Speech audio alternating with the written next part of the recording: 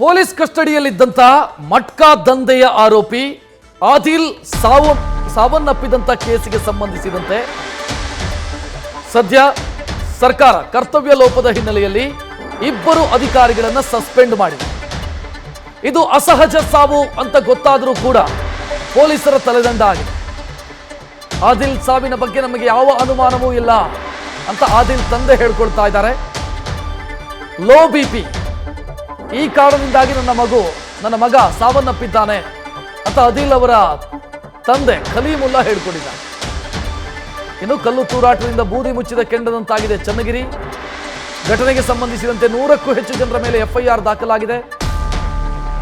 ನಿನ್ನೆಯ ಸಿಸಿಟಿವಿ ದೃಶ್ಯಗಳ ಆಧಾರದ ಮೇಲೆ ಆರೋಪಿಗಳನ್ನ ಪತ್ತೆ ಹಚ್ಚೋ ಕಾರ್ಯವನ್ನ ಕೂಡ ಪೊಲೀಸರು ಮಾಡ್ತಾ ಇದ್ದಾರೆ.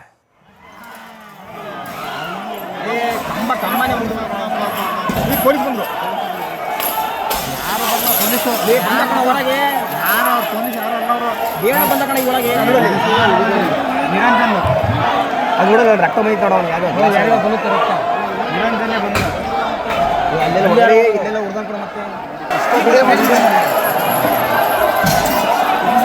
ನೋಡ್ತಾ ಇದ್ದೀರಿ ದೃಶ್ಯಗಳನ್ನ. ಇದು ಚನ್ನಗಿರಿಯಲ್ಲಿ ನಿನ್ನೆ ನಡೆದಂತ ಗಲಭೆ.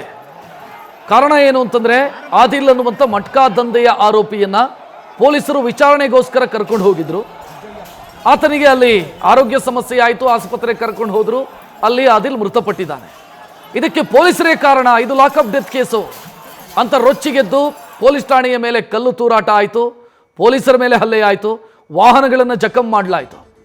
ಇದಾದ ಬೆನ್ನಿಗೆ ಪೊಲೀಸರ ವೈಫಲ್ಯ ಇದೆ ಅನ್ನೋ ಕಾರಣಕ್ಕಾಗಿ ಇಬ್ಬರು ಅಧಿಕಾರಿಗಳನ್ನು ಈಗ ಸಸ್ಪೆಂಡ್ ಮಾಡಲಾಗಿದೆ. ಒಬ್ಬರು ಡಿವೈಎಸ್ಪಿ ಮತ್ತೊಬ್ಬರು ಇನ್ಸ್ಪೆಕ್ಟರ್.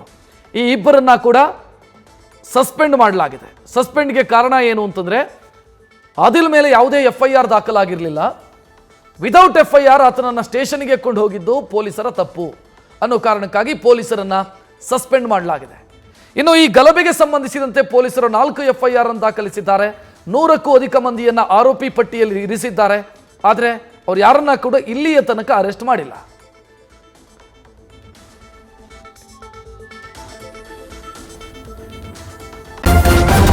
ನ್ಯೂಸ್ ಫಸ್ಟ್ ನಿರ್ಭೀತಿಯಿಂದ ನಿಮ್ಮ ಪರವಾಗಿ.